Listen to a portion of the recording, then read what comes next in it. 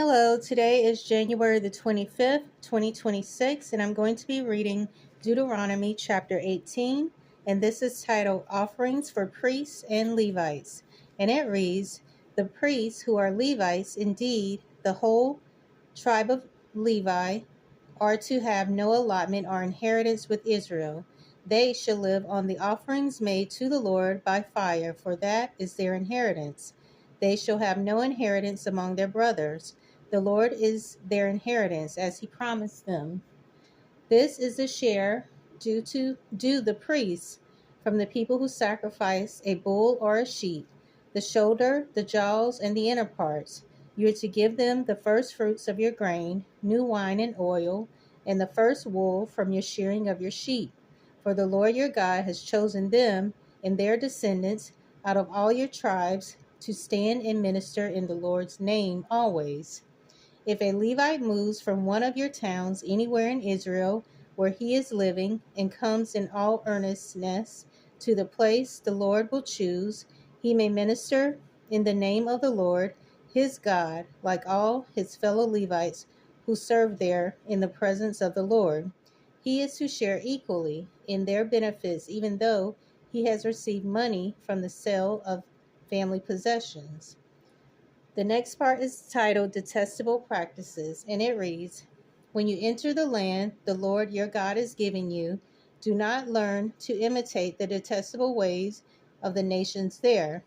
Let no one be found among you who sacrifices his son or daughter in the fire, who practices divination or sorcery, interprets omens, engages in witchcraft, or casts spells, or who is a medium or a spiritualist, or who consults the dead.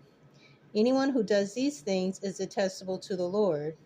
And because of these detestable practices, the Lord your God will drive out those nations before you. You must be blameless before the Lord your God.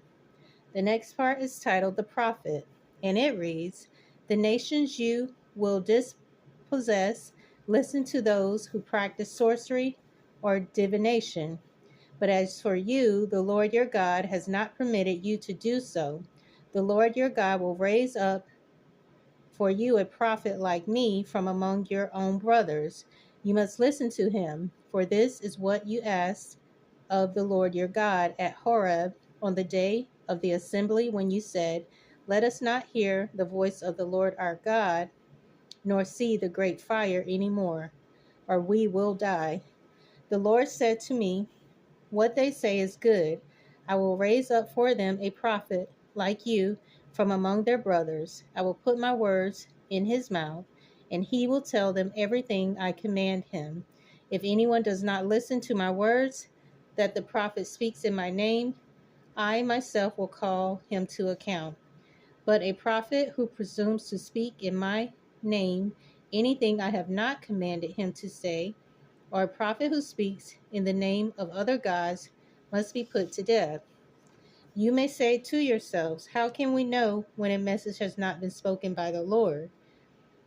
If what a prophet proclaims in the name of the Lord does not take place or come true, that is a message the Lord has not spoken. The prophet has spoken presumptuously. Do not be afraid of him.